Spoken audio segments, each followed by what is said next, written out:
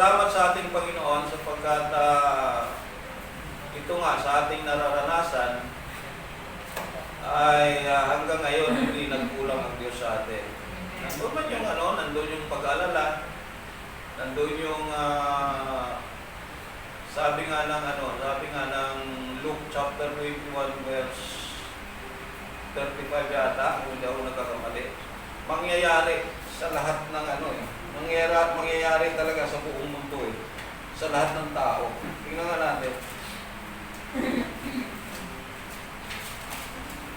Yung pagkakaroon ng mga alalahanin. At hindi pirong alalahanin yung dulot ng COVID na ito Maraming nawawalan ng trabaho. Maraming bali yung mga social life, dapat lang mawala yun. Marami mga alalahaning dulot, pero marami ding kabutihan ang nagiging hatid ito sa buhay natin. Tingnan natin 21:35 ng Lucas.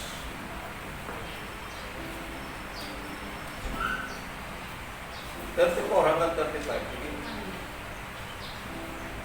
Ang katakawan, paglalasing at kabalisahan sa buhay na ito ay alisin ninyo sa inyong isip. Mag-ingat kayo at makabiglang abutan ng araw na iyon na tulad ng isang bikag. Sapagkat darating ang araw na iyon sa lahat ng tao, kaya't maging handa kayo sa lahat ng oras. Lagi ninyong idalangin na magkaroon kayo ng kalakasan 35 natin, pag-iulit yung 35. na tulad ng isang bikag. Yun lang yun? Ganun na kayo Sapagkat darating ang araw na iyon sa lahat ng tao. Okay. Darating ang araw na yun sa lahat ng tao. Ibig sabihin, mararanasan talaga ng lahat. At alam nyo, bago magkaroon ng lockdown, bago magkaroon ng quarantine, yung social life ng bawat isa, lalo tigit yung mga medyo may kakayanan ng bumili ng mga pagkain na kahit na hindi naman kahit hindi naman na kailangan ng ating katawan ay pilit natin nagsasaksak sa ating mga katawang lupa. Kaya nawawala ng kontrol at nauwi sa pagiging katakawan. Kaya nagsusumputan ang maraming mga fast foods, nagsusumputan itong maraming mga tawag dito, mga kainan, yung mga unlimited na pagkain. Kasi parang tinuturuan talagang maging matakaw ang tao. Na mag-focus yung kanilang atensyon sa mga ganung mga bagay.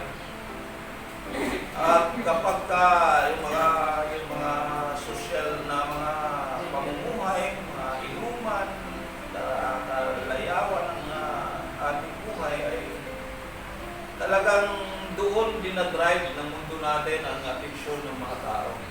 Maging sa mga mananampalataya.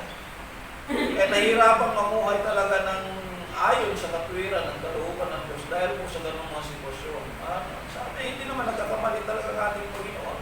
Ito'y galing mismo sa bibig ng ating Panginoon Kristo na pinag-iingat na tayo sapagkat darating nga yung ganitong mga pagkakataon.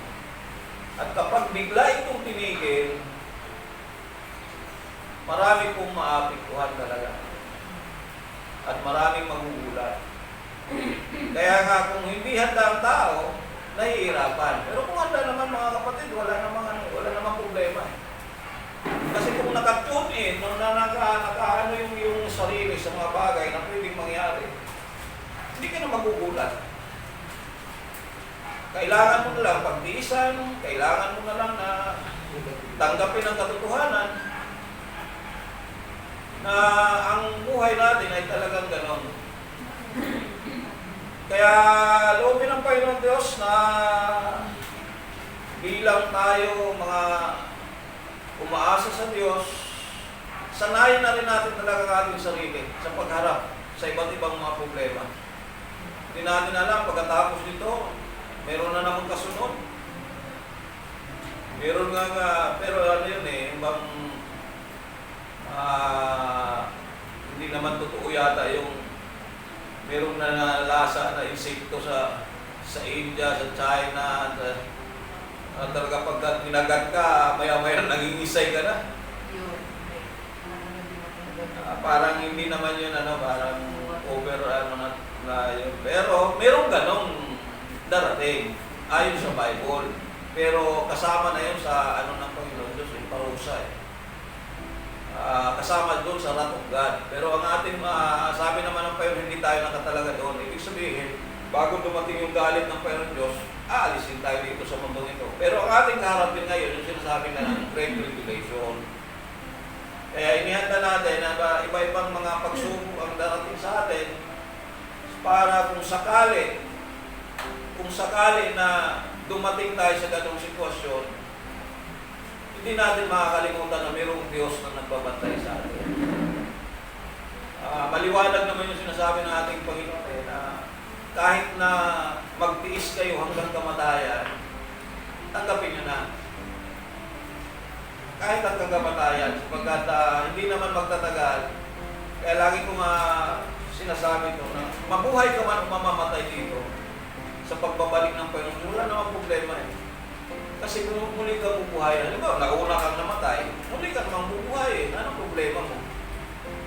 Mas mapalad ka pang nauna ka na Kasi hindi mo harapin yung matinding kapighatian na magiging final tasting sa lahat ng mga mananampalataya kung gaano ka natapat sa Diyos. Pero kung ganun pa man, hinarap mo yun, inabot mo yun, wala pa rin ka namang dapat alalahanin sapagkat sabi natin pa yun, hindi naman kita iiwan. Hindi ka naman pababayaan. Kaya ang importante lang dito talaga, i-exercise natin yung ating faith, yung ating pananampalataya sa Diyos. Now, which hindi madali. Kasi nabubuhay tayo dito, may naramdaman tayo, di ba? Ang daming gumugulo sa ating mga kaisipan, madali bang sumampalataya? Hindi ganun kadali kung sumampalataya. Pero, yun nga, depende ito kung paano natin sanayin yung ating mga sarili sa mga ganong mga bagay. Ang dami nating kalaban dito, mga kapatid. Ang dami nating kinakaharap na problema. Hindi lang yung mga bagay na inaasahan natin, kundi may mga bagay na hindi natin inaasahan na bigla na lang dumating. Which, yun nga, kung hindi natin ina-expect yung mga ganon, talagang ibabagsak ka, ibubuwal ka. Pero ganun pa man, kahit ibubuwal ka, kahit bumagsak ka, hindi ka naman tuluyang ibubuwal talaga. Hindi ka naman merong gagawin ng Panginoon Diyos sa bawat isa sa atin.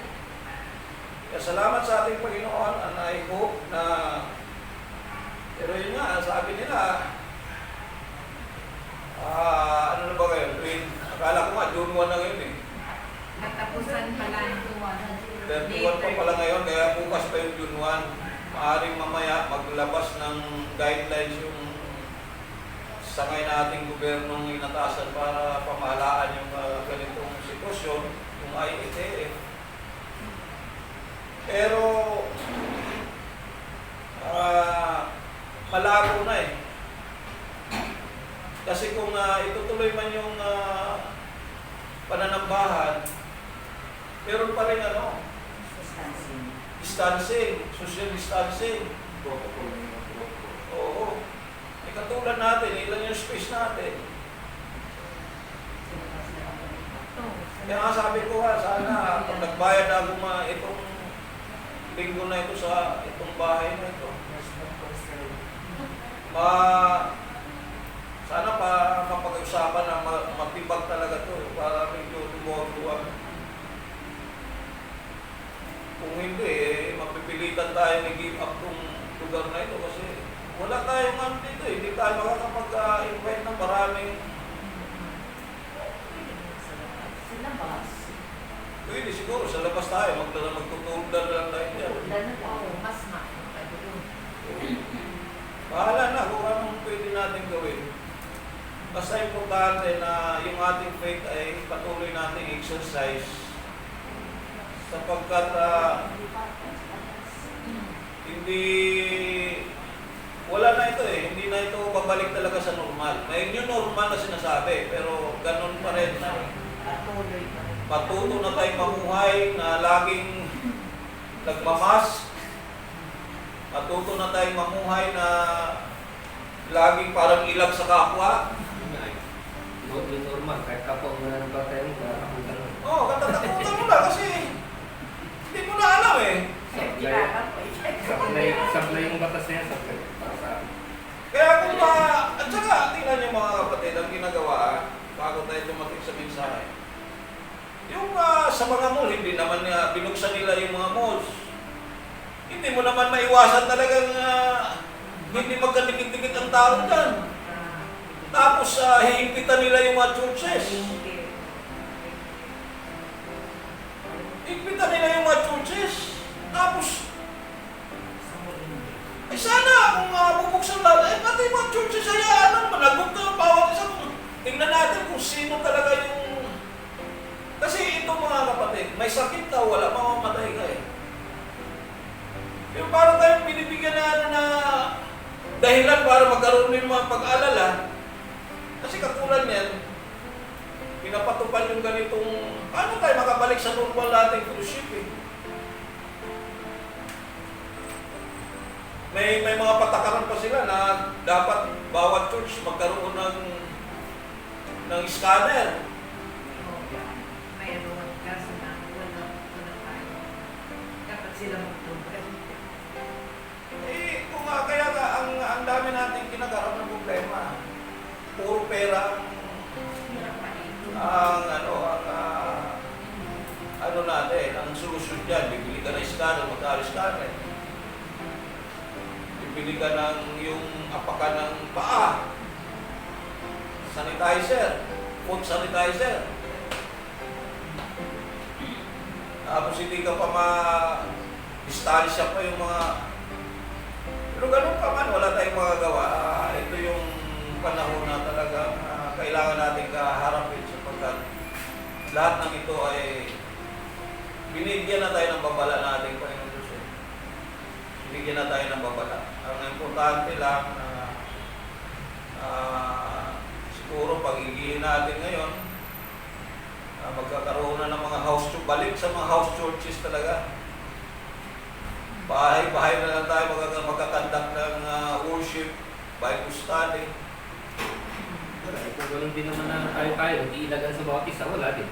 Kaya nga, importante yung mga nandun sa bahay, makapakinig. Siguro, nagagala na lang yung mga manggagawa. Ganun lang talaga. Hindi magsasama ng ano. Kasi Wala na. iilagan. Kung sinong nandun sa bahay, yung mga... Nakakatawa.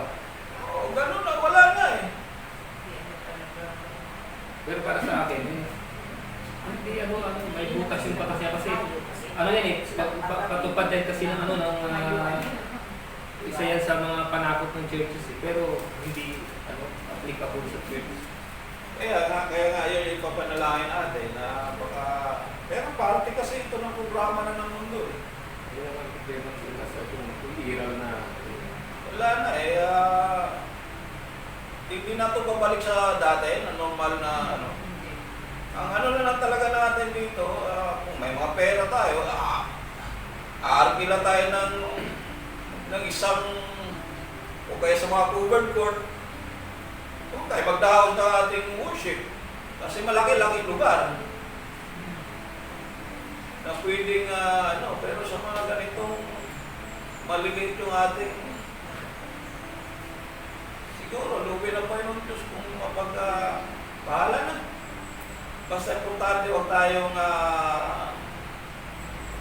huwag tayong tumigil sa pag-iisip at paghingi ng tulong sa ating Panginoon para kung sakali man na dumating yung panahon na kailangan na talaga natin magpasya, makapagpasya tayo ng tama na hindi tayo lalabag sa kalooban ng Panginoon. Di ba rin lumabag tayo sa kalooban ng tao?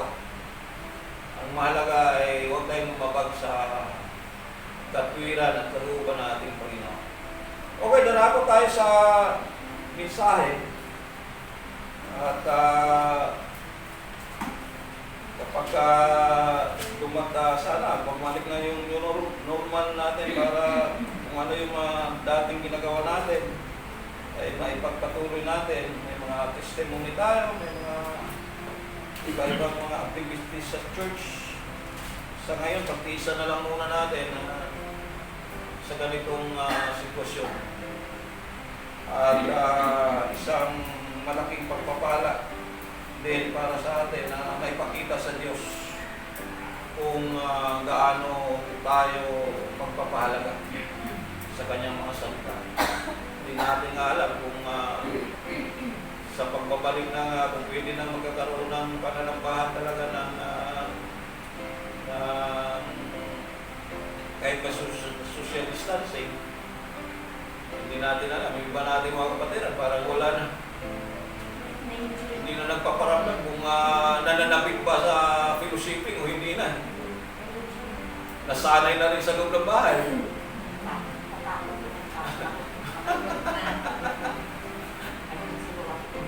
Baka sa church makuha ng... Baka sa church. Sabihin Baka sa church makuha ng sarili. Yun nga eh. Para bang hindi talaga natin maihiling talaga sa tao na ang Diyos na pinaglilingkuran natin, nangako eh. Nangako sa atin, hindi ka pababayaan. Maging sa loob ng church sa labas, kung talagang nalapuan ka ng sakit. Masaloob ka ba ng church sa labas, kung talagang mamamatay ka, mamamatay ka. Kaya, ang Diyos ang higit na nakakaalam, papurit pasalamat pa rin ang ating ibabalik sa ating Panginoon sa lahat ng bagay. At ang kanyang katwiran at ang kanyang kalooban ang siyang patuloy na magganap sa bawat isa natin. Dahil natin tumayo mga kapatid, buksan natin ating mga Biblia sa aklat po ng Hebreo.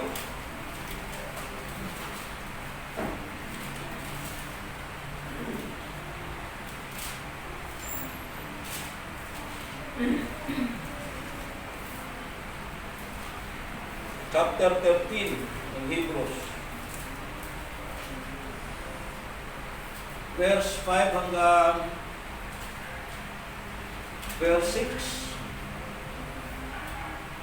Ito po ang nakasulat. Let your conduct be without covetousness.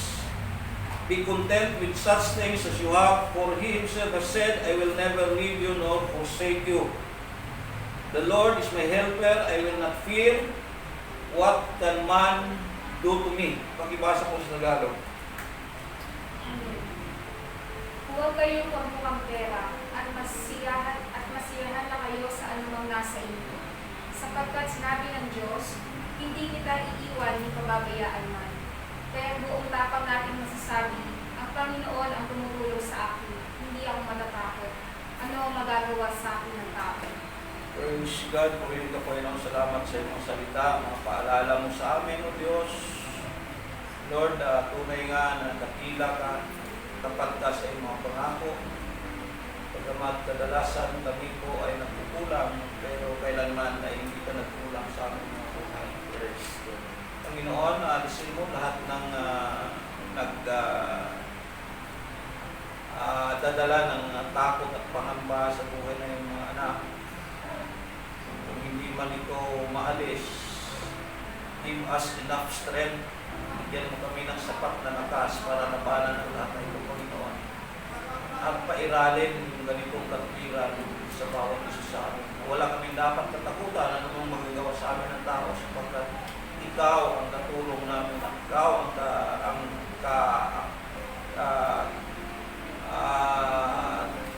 ikaw ang siyang nagbibigay sa amin lagi ng proteksyon ng Diyos.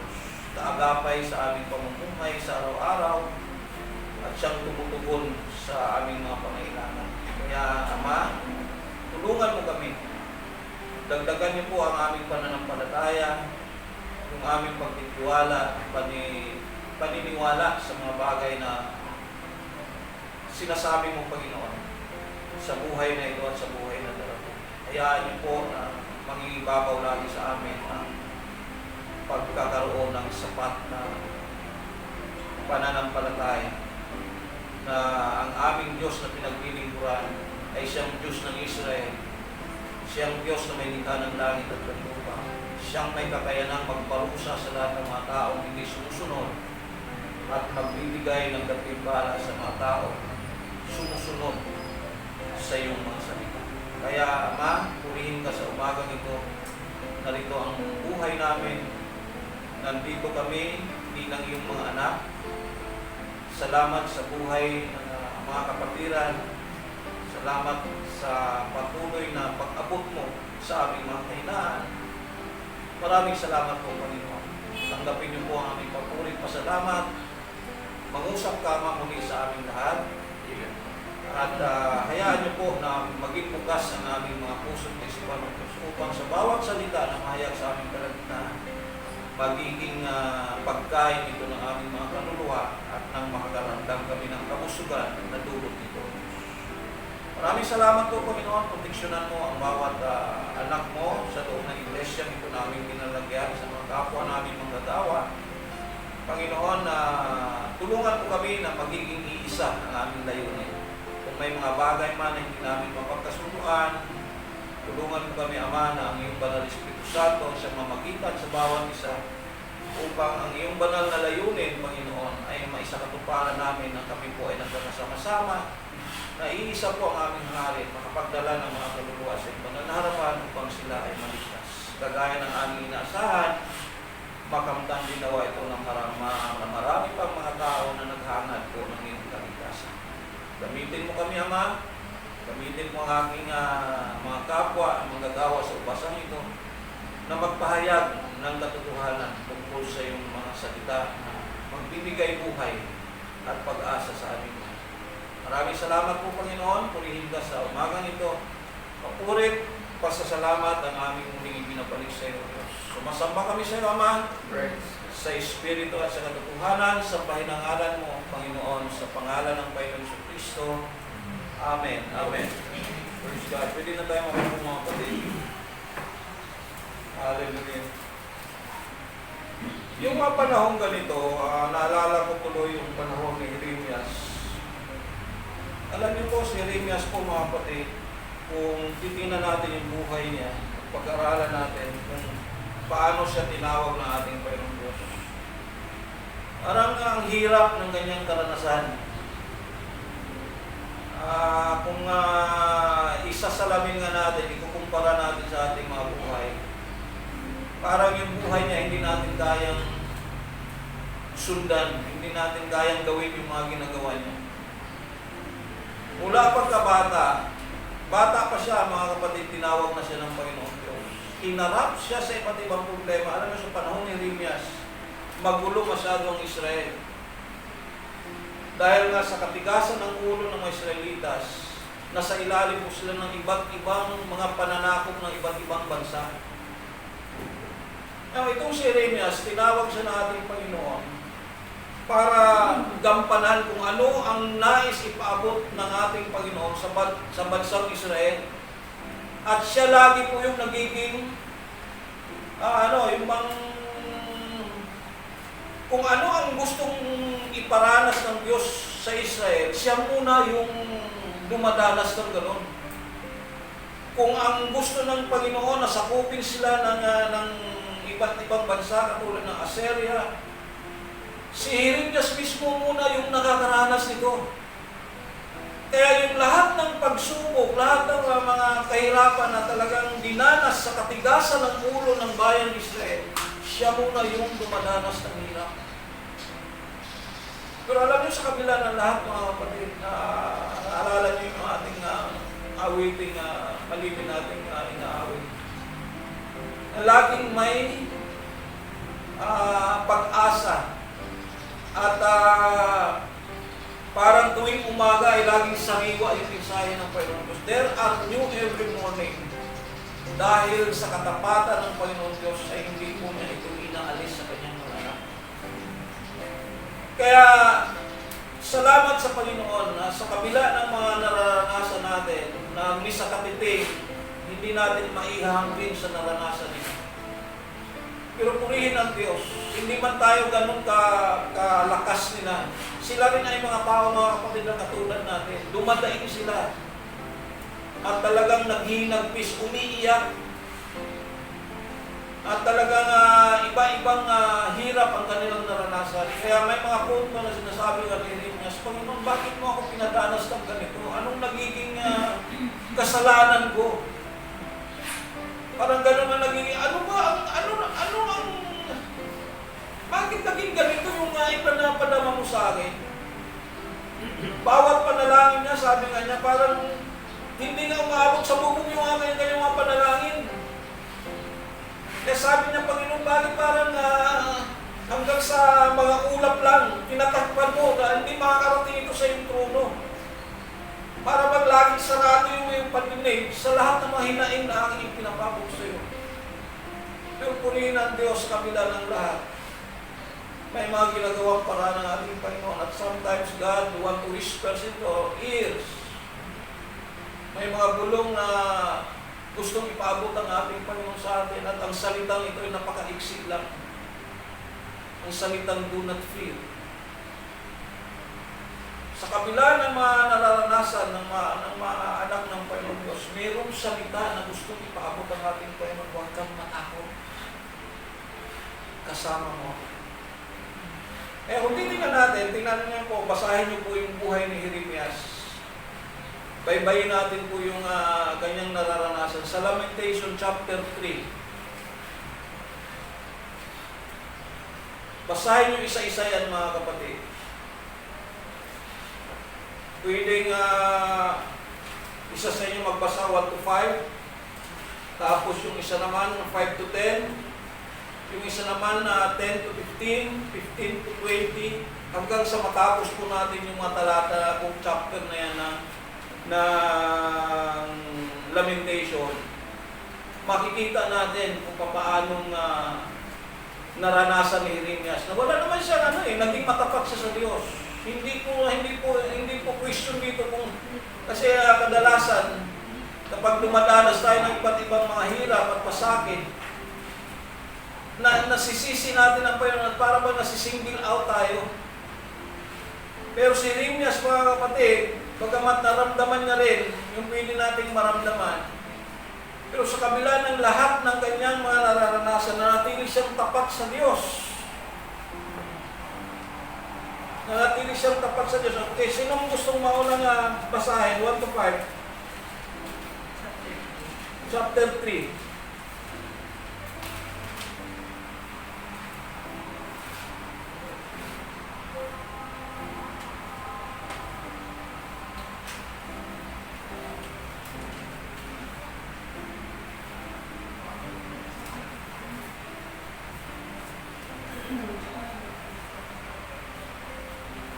Sige, pakibasa niyo mga kapatid. Unahan mo na, Hana. Sige. Naranasan ko kung gaano kahirap ang maparusahan ng Diyos.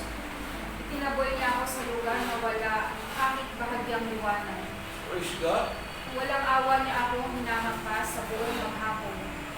Tagtad ang sugat, ang buong katawan, at bali-bali ang aking mga buto. Ibinilang niya ako sa kalungkutan at pagdurusa. Sige lang, hanggang 5. Kahit na po. 5 na yun? Sige, 5 to 10.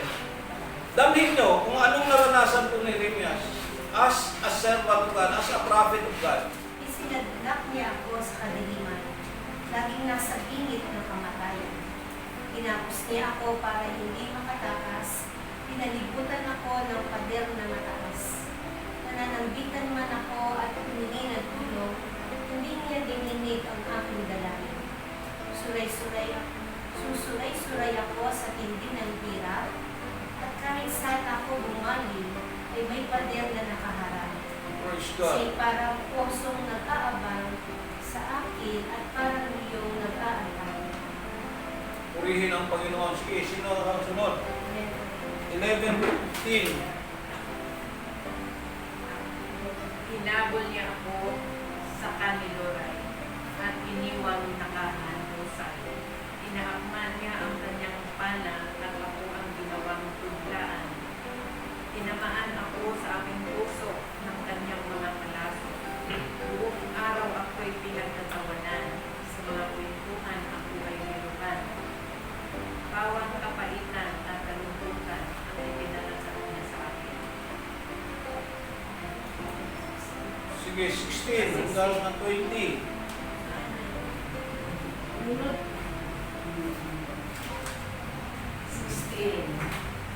16. Ininudmod niya sa lupa ang aking mukha at idikdik sa bato ang aking bibig. Naglaho sa akin ang bakas na kalusugan, maging kapayapaan at kagayahan man. Kaya sinasabi ko na wala na ang aking lakas at ang aking pag-asa kay Yahweh. Praise God. Simpait ng akdo ang alalahanin sa aking paghihirap at kabiguan. 20. Lagi ko itong naaalala at ako'y labis na napitigati. Purihin ang ating Panginoon. At alam niyo ba mga kapatid, physically, literally, naranasan niya ito sa iba't ibang hari na naghari sa kanilang panahon noon. Babasahin mo yung buong chapter ng Jeremias, yung buong book ng Jeremias, makikita natin yung mga naranasan niya nung siya po ay naging propeta ng Israel nung panahon na yun, mga kapatid. At lahat na itong sinasabi niya ito, ulitin ko, hindi ito hula lang na mararanasan ng Israel, kundi siya mismo naranasan niya yung ganong sitwasyon. From time to time, ibinibilang mo siya. From time na meron niyang pagkakataon na inihulog siya sa isang balon na walang ano sa kanya, wala nang makakaalala kung meron bang tao dun sa balon na yun. Pero dahil sa kapangyarihan ng Diyos, naiisip pa rin ng hari na ahon siya doon dahil gusto lang iparanas ng ating Panginoon yung totoong picture, larawan na magiging mararanasan po ng Israel pagdating po ng panahon na isa katuparan ng ating Panginoon Diyos yung kanyang galit at puot. Pero alam niyo ba mga kapatid, sige 21 hanggang 25, napakabuti ng ating Panginoon Diyos. Napakabuti ng ating Panginoon. Sige, pakibasa. Gayon may nanunumbalik ang ating pag-asa kapag naalala kong pag-ibig mo, Yahweh, ay hindi magmamali. Praise God, ang pag-ibig ng Diyos. Kapag kahit na ganun ka sa ganung sitwasyon, hindi na mawawalan hindi ka mawawalan ng pag-asa. Kapag naisip mo, yung pag-ibig ng Diyos ay hindi nagmamaliw, hindi nagbabago. Sige, pakito kay Sister Minda. Kahabagan mo'y walang kapantay, Amen. Ang habag ng Diyos ay walang kapantay. ito ay laging sariwa bawat umaga. Praise the Lord. Katapatan mo'y napakadakila. Amen. Si Yahweh ay akin, sa kanya ako magtitiwala. Si Yahweh ay mabuti sa mga nananalig at umaasa sa kanya. Amen. Amen. Patuloy siyang maging mabuti sa lahat ng mga taong umaasa sa Kanya. Purihin ang Panginoon. Naranasan niyo rin ba mga kapatid? Bagamat hindi natin maihambing yung ating hirap, kung sa hirap nidanas ni Jeremias. Pero sa mga sandaling tayo ay nakakaramdam ng sakit, nakakaramdam tayo ng kahirapan. Kapag tayo ay tumawag sa ating Panginoon Diyos, hindi ba natin naramdaman na ang Panginoon ay laging nandyan, mga kapatid? Laging sariwa yung kanyang pagiging dakila sa ating mga buhay. Tuwing umaga na tayo ay nagigising, kapag nakapagpasalamat na tayo sa Diyos, parang naalis yung mga tinik na ating po nararanasan sa bawat buhay natin. May mga kanya-kanya tayong karanasan. May mga kanya-kanya tayong mga hinaharap na problema. Pero kapag naisip natin na mayroong Diyos na kailanman ay hindi nagpapabaya sa kanyang mga anak, purihin ang Panginoon. Dakila siya. Purihin ang Panginoon. Napakabuti. Amen? Okay, 26 hanggang 30.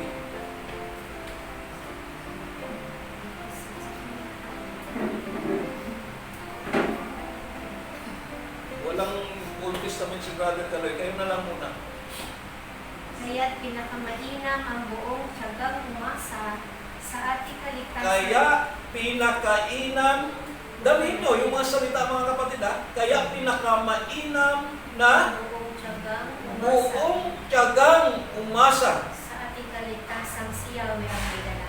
Amen. At mabuti sa isang tao na siya'y matutong magtiyaga mula sa kanyang kabataan. Purihin ang Panginoon. Ito palang mga ganitong mga karanasan mga kapatid, parte ito ng ating training at lahat ng itong nangyaring ito ay para sa ating kabutihan. Kung siya'y palasapin ng kahirapan, matahimik siyang magtiis at maghintay. Praise God. Siya'y magpakumbaba sa harapan ni Yahweh. Matututo tayong magpakumbaba, hindi tayo matututong magmayabang, magmalaki.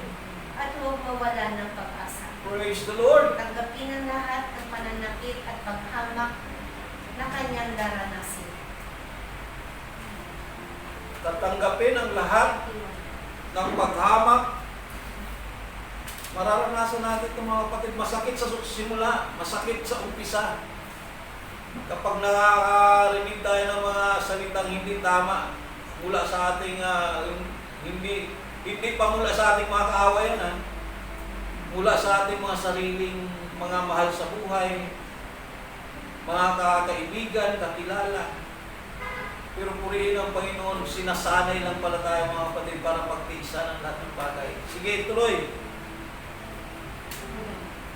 Makabagyo si Yahweh at hindi niya tayo itatakwil habang panahon. Amen. Amen. Bagaman siya'y nagpaparusa, hindi naman nawawala ang kanyang bagyo.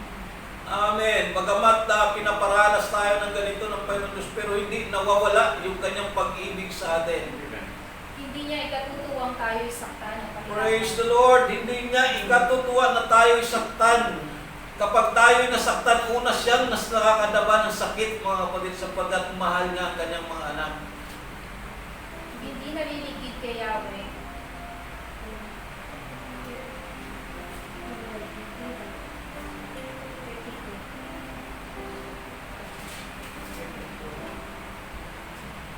Hindi na Hallelujah. Hindi nalilimig kay Yahweh. Ganyan kabuti ang ating Panginoon mga kapatid.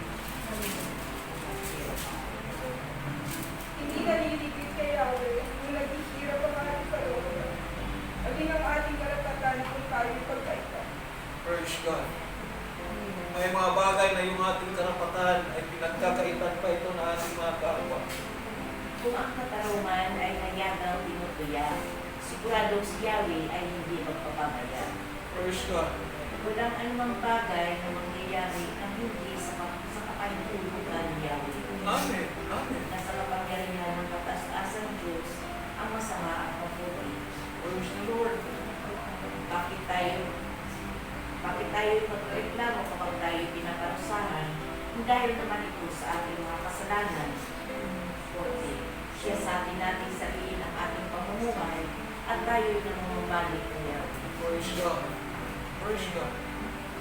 Dumulog tayo sa Diyos at tayo'y manalangin. Kami ang pinagkasala at nagdihisik at hindi mo kami pinatawad. Sa iyong matiting galit ay ginabo mo kami at walang awang tinatay.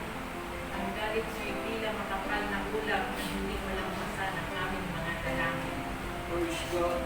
Ginawa mo kaming tambakan ng kasamaan at sanlibutan.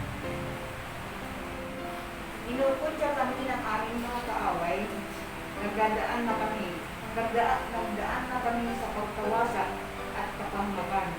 Naranasan namin ang mapilit sa panganib at manginig sa tao. Hindi mapigil ang pagbarong ng aking mga luha. Dahil sa sinapit ng aking bayan. Walang tigil ang pagdaloy ng ating mga luha hanggat si Yahweh ay tumuhay mula sa langit at kaniling api. Praise God. Praise God.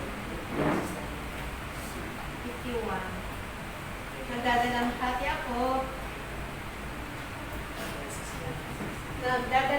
ako dahil sa sinapit ng mga kababaihan sa aking Luzon. Para akong ibot-ibong ibinitag ng aking mga kaaway. Kayong wala silang dahilan upang kamuhian ako. Ako'y inihulog nila ng buhay sa isang balon at tinakpan ng bato ang bunganga nito.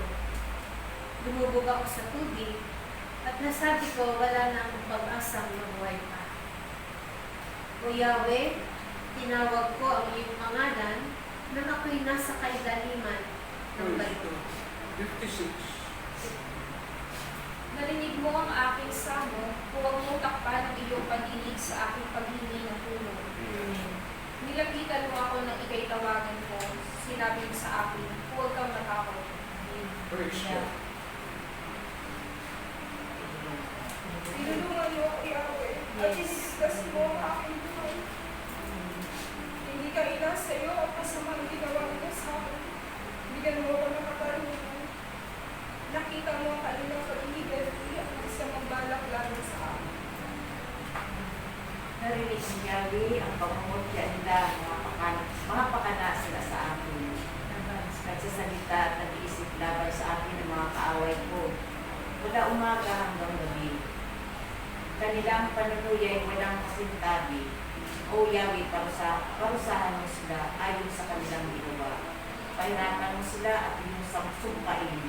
Mabulin mo sila at iyong lipunin.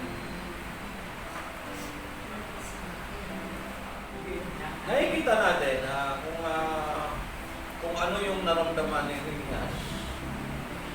At isa lang po yung dapat natin tandaan, mga kapatid. Ano mang hirap, ano man yung mga maaari nating maranasan sa mundo ito natin kinalagyan.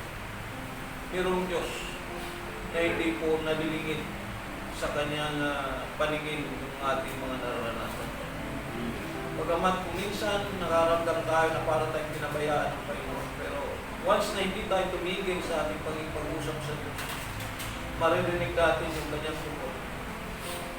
At isa po sa pinakamahalagang salita na dapat natin tandaan. Sabi ng ating Panginoon, huwag kang matakot.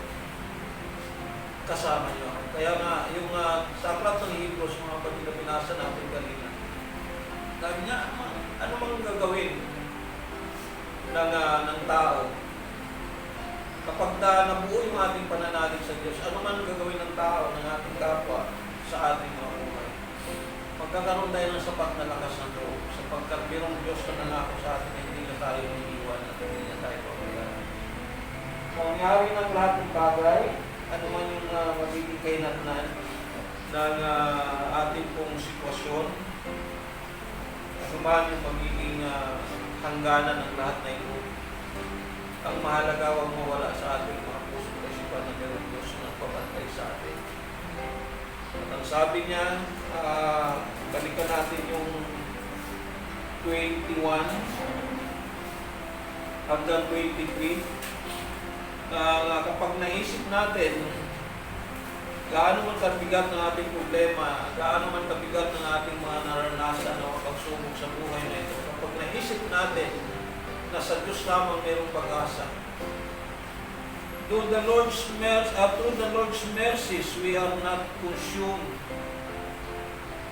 They are new every morning. We are not consumed because His compassions fail not. Yung kanyang pagmamahal ay hindi kailanman nagmamaliw sa ating mga buhay. Laging sariwa bawat umaga ang katapatan ng ating Panginoon. Purihin ng Diyos. There are new every morning. Great is the faithfulness of God. Kaya ano man ang magiging kahinatnan, o dito mga kapatid, ano man yung magiging mararanasan pa natin, ang importante lang dito, huwag mawala sa ating mga puso na mayroong Diyos na kailanman hindi magpapabaya sa atin. Alam nyo, sa panahon ni Reynas, kung mapasahin natin yung last part dun sa chapter 3, yung damdamin ba bilang tao, na sabi niya, Panginoon, kapag dumating na yung time na parusahan na yung mga umaapi sa akin, huwag mo na silang patawarin, Panginoon. Parang ganun eh. Yung bilang tao, bilang tao. Pero bilang mga mananampalataya, sanayin natin mga kapatid na laging nasa kapakanan nating kapwa yung ating hangarin. Hindi tayo mag-iisip ng anumang bagay kahit na tayo po ay nakakaranas ng iba't ibang mga panlalait, anumang mga panunulig sa ating kapwa. Hangarin pa rin natin lagi yung kanilang kapakanan. Huwag sanang ipataw ng Diyos ang kanilang mga ginagawa sa atin. O hindi katulad ng naramdaman ni Jeremias, sapagkat we are under grace. Isipin natin mga panahon ni Jeremias, wala pa sa ilalim ng biyaya ang kalagayan ng mga tao. Kaya naramdaman niya yun. Gusto niyang gusto niyang maghiganti. Pero nung panahon na ng biyaya, kagaya po ni Esteban, bagamat si Esteban po ay pinatay ng mga tao sa pamamagitan ng pagbato. Dahil hindi nila naintindihan yung kanyang sinasabi. Pero anong sinasabi po ni Esteban? Punta natin yung gawa. At sana ito yung maramdaman natin lahat. Huwag tayong naintindihan natin si Jeremias sa kanyang nararanasan, na hindi naman natin naranasan yung ganong hirap na kanyang dinanas. Kaya sabi niya, yung hangad niya na sana huwag nang patawarin yung mga tao na nanakit sa kanya. Pero ngayon na alam natin na napakalawak ng pag-ibig ng Diyos sa kanyang mga anak, huwag nating hangarin na anumang bagay na ikasasama ng ating mga kapwa-tao. Gaano man kasakit ang kanilang ginagawa sa atin, patuloy natin silang ilapit sa Diyos. Patuloy natin ipanalangin sa Panginoon Diyos na magkakaroon po ng malawak na pag-iisip na yung mga bagay na hindi tama ay maiiwasan at naipamuhay natin kung ano yung mga bagay na naayon sa katwiran ng ating Panginoon. Ang sabi ni Esteban sa kapila ng chapter 7 ng Gawa, Nagaling kay Esteban ang buong Sanhedrin nang marinig doon at nagdinit-ngit sila laban sa kanya. Ngunit si Esteban, ang Diyos ng Espiritu Santo, ay tumingala sa langit at nakita niya ang kalawalhatian ng Diyos at si Jesus ang nakatayo sa kanan ng Diyos. Kaya sinabi niya, nakikita ko bukas ang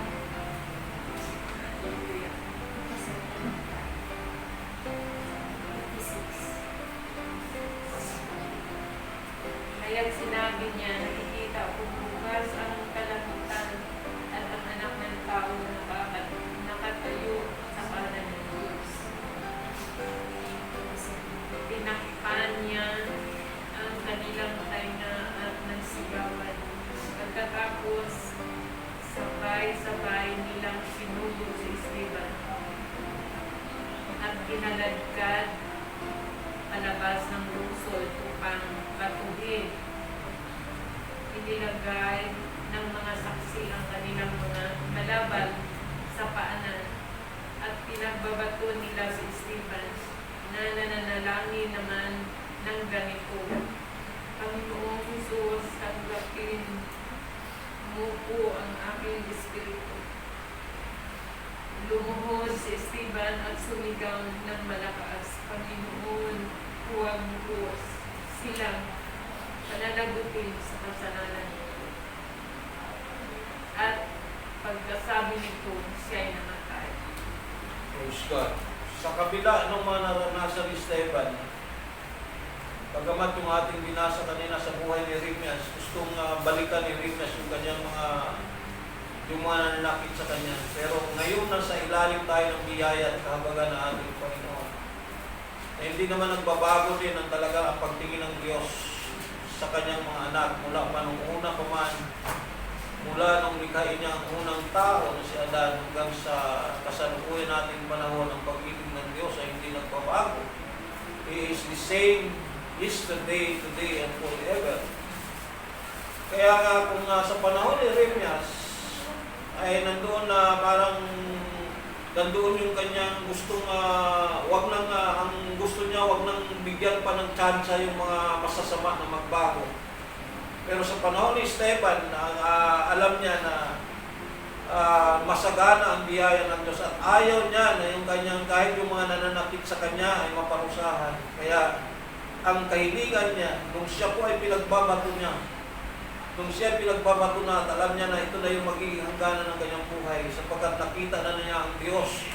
Ang ating Panginoon Kristo nakatayo sa kanan ng Diyos. Ibig sabihin po na nakatayo sa kanan ng Diyos, ibig sabihin nakatayo na siya sa kanyang kapangyarihan sapagkat ang kanan ng Diyos means power. Kaya nung makita niya ang Diyos, nakita niya ang ating Panginoon Kristo na nandoon, naghihintay na sa kanya.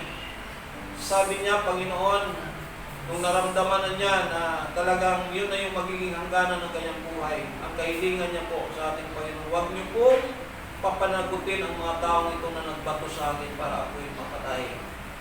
Purihin ang ating Panginoon mga kapatid. Na sana ito rin ang maramdaman natin. Anumang mga pananakit sa atin ng ating mga kapwa, huwag nating hangarin yung kanilang ikasisira, kundi magkaroon nawa ng pagkakataon lagi na maisip kung ano yung mga bagay na ginagawa niya sa kanilang kapwa-tao at magkaroon ng pagkakataon na magbago. Sapagkat halaga po sa harapan ng Panginoon Diyos na ang kanyang mga anak ay huwag mapahamak. Walang, ito yung napakaganda ng hangarin ng ating Panginoon. Gusto niya lahat sana maligtas. Gusto niya lahat ay makaranas po ng paninirahan dun sa kanyang kaharian. Subalit, kuminsan, sabi nga dun sa ating binasa, tinatakpan ng mga tao yung kanilang mga tenga. Ayaw nilang makinig dun sa mga sinasabi ni Esteban. Ang kanilang gusto patayin si Esteban. Ayaw nilang makinig na mayroong Diyos na nagmamasid. Ayaw nilang makinig na mayroong Diyos na bibigay ng tsansa sa lahat ng tao. Ang kanilang sinusundan, yung kanilang galit puot.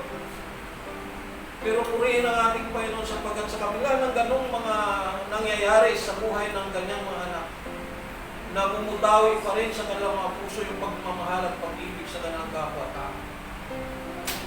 Kaya purihin ang Diyos at nawa ito rin yung magiging buhay natin. Hindi natin sinabing batuhin din tayo katahapa ni Esteban. Kundi kung mayroon na tayong mga nararanasan na mayroon mga panlalait talagang mula sa ating mga kapwa-tao, huwag tayong magtanim ng sama ng loob, huwag tayong magkaroon ng anumang bagay na hinanakit sa kanila. Magkaroon tayo ng iisang hangarin. Panginoon, patawarin mo ako, patawarin mo kami, na wala sanang mananagot doon sa mga bagay na dapat mahahantong sa kaparusahan ng ating mga kapwa. Na ang hangarin po natin, ang lahat po ay makaalam sa katotohanan at maligtas ang ating mga kaluluwa mula sa apoy ng impyerno. Kaya salamat sa ating Panginoon, napakabuti ng ating Panginoon Diyos. Tinuturuan na tayo kung paano tayo mamuhay ng tama, kung paano tayo magpagkapwa-tao. Kaya isa ito sa mga aral na sinasabi po ng Bible. Sabi nga ng Roma chapter 12, dito tayo pansamantalang magtatapos mga kapatid. Dahil sa kagandahan ng loob ng Diyos sa akin, sabi ko sa bawat isa sa inyo, huwag ninyong pahalagahan ang inyong sarili ng higit sa nararapat. Sa halip, pakaisipin ninyo mabuti ang tunay ninyong katayuan ayon sa sukat ng pananampalataya ng pinagkakaloob ng Diyos. Amen. Sa bawat isa sa inyo, kung paano ang katawan ay binubuo ng maraming bahagi at magkakaiba ang gawain ng mga ito. Gayun, hanggang saan po? Sige, hanggang 5. Gayun din naman, kahit na tayo ay marami, nabubuo tayo sa isang katawan ni Kristo, at tayong lahat ay bahagi ng isa't isa. Magkaisa kayo ng saloobin, huwag kayong magmamayabang, sa halip ay makisama kayo kahit sa mga lukha. Huwag ninyong ipalagay na kayo'y napakarunong. Huwag ninyong gantihan ng masama ang masama. Sikapin ninyong mamuhay ng marangal sa harap ng lahat ng mga tao. Hanggat maaari gawin ninyo ang inyong makakaya upang mamuhay kayo ng mapayapa kasama ng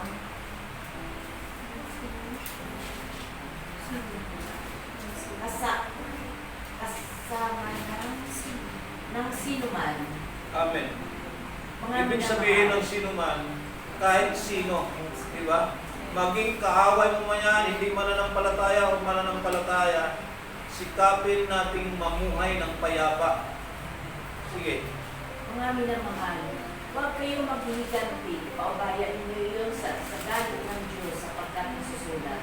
Akin ang pagliganti, ako ang gaganti, sabi ng Panginoon. Sa halip kung nagugutom ang iyong kaaway, pakainin mo. Kung nauuhaw, painumin mo. Sa gayoy, ay magbubultong ka ng mga baga sa kanyang ulo. Huwag kayong magpadaig sa masama, kundi daigin ninyo ng mabuti ang masama. Amen. Final na salita, daigin natin ng mabuti lahat ng mga masama na pinapakita natin kapwa sa atin. Kung ano bang mga nararanasan natin sa buhay. Kaya mahirap man maging Kristiyano. But salamat sa Diyos sapagkat dito tayo dinadala ng ating Panginoon. Tinuturuan niya tayo kung paano tayo mamuhay ng tama. Matuto tayo umasa sa Diyos na hindi na kailanman nagpapabaya sa atin hanggang sa makamta natin yung tagumpay. Hindi magtatagal. Ito yung mga pangyayari, itong mga kapatid sa ating panahon. Simula na po ito ng ating hinihintay na biyaya mula sa Diyos, yung makalangit na biyaya. Pero bago dumating yun, marami tayong dapat mararanasan, ihanda na natin yung ating mga sarili. Huwag natin kalimutan, mayroong Diyos na hindi nagpapabaya sa atin. Amen? At wala tayong dapat din katakutan anumang gagawin ng tao. Sapagkat lahat naman, alam niyo mga kapatid, lahat ng mga pandemic na ito, gawa ito ng tao eh. Para sirain yung kanilang kapwa. Ganun lang talaga eh. Lahat ng mga gagawang mangyayari ito, tao ang gagamitin ng demonyo para ang mga tao sa mundong ito ay humiwalay sa Diyos. Pero salamat sa ating Panginoon na tayong mga nakakilala sa Kanya, sa halip na tayo humiwalay, tayo po ay paigtingin pa natin yung ating pagkikipagrelasyon sa Diyos. Hanggang sa dumating yung time na i-restore ng ating Panginoon kung ano yung nawawala sa atin, at higit sa lahat, yung pagiging tagapagmana natin sa Kanyang kaharian. Alam niyo kung bakit, isa pa bago tayo magtapos, kung bakit ganun ang naramdaman ni Jeremias, na sabi niya, parusahan ng Panginoon yung lahat ng mga tao na nanakit sa akin. Kasi wala pa sa kanila yung pangakong langit eh. Pagkatapos ng hirap na yun, mabubuhay pa sila. Kaya ayaw nila makasama itong mga tao ito na nagpapakita sa kanilang kasamaan. Ayaw nilang makasama na sila. Kaya nga may pangako ang Diyos na i-restore talaga, dadalhin sila ng ating Panginoon sa isang lugar na flowing with milk and honey. Gusto nila nga sa panahon nila maranasan na yung gano'n. Gusto nila kapag sila ay pinapahinga ng Panginoon Diyos na sa kanilang mga pahirap, sa mahirap na kanilang dinadanas, at maranasan na nila yung sinasabi ng Panginoon na pangako niya kay Abraham. Talagang wala ng taong papasok doon na masasama. At totoo naman talaga yun eh. Pero iba ngayon eh, mga kapatid. Iba sa ating panahon ngayon sapagkat ang kaharian ng Diyos ang ipiniprepare sa atin.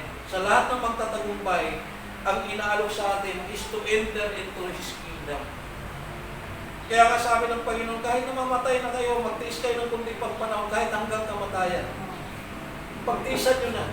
Sapagkat kapag natapos na lahat ito, papasok na kayo sa kaharian ng Panginoon Diyos. At wala na pong hanggang buhay ang ating mararanasan. Kaya purihin ang ating Panginoon, sinawa, at huwag niyang kaligtaan na mayroong iglesia sa dakong ito. Kasama tayo na naghihintay sa kanyang muling pagbabalik. Amen. Na lahat ng ating mga kasama, maging yung mga una, alam nyo, naiisip ko sana loobin ng Panginoon Diyos. Isang araw magkakasama-sama tayo muli. Kung paano nabuo yung Church of the Living God, Jesus Christ Ministry, kasama sila Brother Owen, sila ang mga tao na kasama natin mo, sila Brother Minad, lahat ng mga nakasama natin, sama-sama muli habang tayo naghihintay sa kaganapan po ng pangako ng Panginoon. Not minding kung ano man yung mga naranasan natin. Kung ano man yung mga pait, ano man yung pasagat. Ang importante, lahat tayo magtagumpay. Lahat ng mga taong naging kasama natin, kabahagi natin sa ganitong pamumuhay bilang mga anak ng Diyos sana makasama natin sila sa kaharian ng ating Panginoon. Kaya loobin nawa ng Panginoon Diyos, yung restore, bago man lang tayo umalis, bago man lang tayo umarap sa ating Panginoon, maranasan nawa natin yung alam nyo, napaka-imagine ko, napakasaya siguro kapag nagkakasama-sama muli yung mga anak ng Panginoon. Just imagine mga kapatid, napakarami natin mga nakasama, at kapag isang araw ay magkaroon ng talagang reunion, masaya. Na wala na yung wala man anumang mga sugat na naging likha sa ating mga puso ay talagang pinaghihilom na nating Panginoon at kagaya ni Esteban, hindi natin kailangan hinangad at huwag nating hangarin anumang ikakasama na ating kapwa.